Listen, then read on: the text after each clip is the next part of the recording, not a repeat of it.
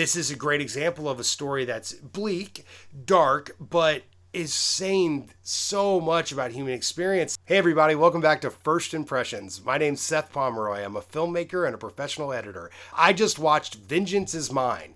This was an amazing movie. I was really kind of, it's a very interesting film. There's a documentary element to it that sort of like draws you in from the very beginning. It's about a girl who's in her 30s, who's lived some life but had a tattered life, and she comes back home to see her adoptive mother who is dying of cancer. But when we get there, we realize, she doesn't even really know these people, and they don't even really know her. Like, she was raised by them, but clearly they looked at her as something they couldn't control, something they couldn't guide, they couldn't parent. And so there is an odd relationship right here from the start, and I think this has a lot to do with what this movie's about, which is human interaction not going well and living in the wake of that. All of this is really what the film is about as we go along this sort of travelogue with her as she returns home and runs into an old boyfriend, meets a little girl in the front yard who takes her into her parents' house, ends up meeting this couple that lives next door and gets entangled in their lives. And then it sort of goes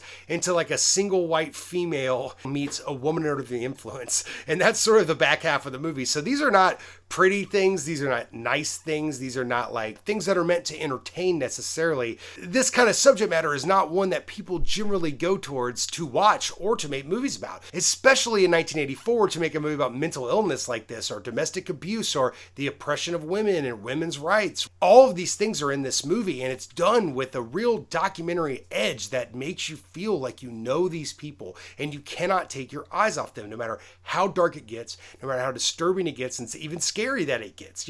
These characters are presented so real. The opening of the movie is an unbroken shot of our lead character's face as she just stares at nothing on an airplane, and she laughs, she cries as the plane's landing, and it's like 3 minutes of just her face. There's really something beautiful about that, just holding on her face going, this is the person, and these are the gamut of emotions she's going to feel throughout this film, and that haunt her, that take her on this journey.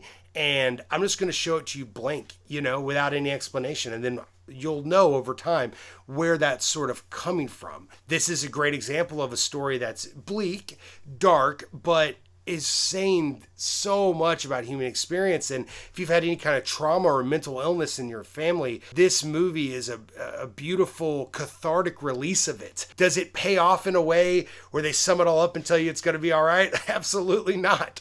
But it doesn't go so dark that it's like the world's screwed and everyone's an idiot and people screw you over and that's life or something. It's not lost in its message. It's warm in a way, which is surprising for a movie like this. Anyways, I really enjoyed the movie. I highly recommend it. It's on Criterion Channel. It's called Vengeance Is Mine. Thank you so much for watching, guys. I really appreciate all the attention these videos get, and getting to comment back and forth with you guys are really fun.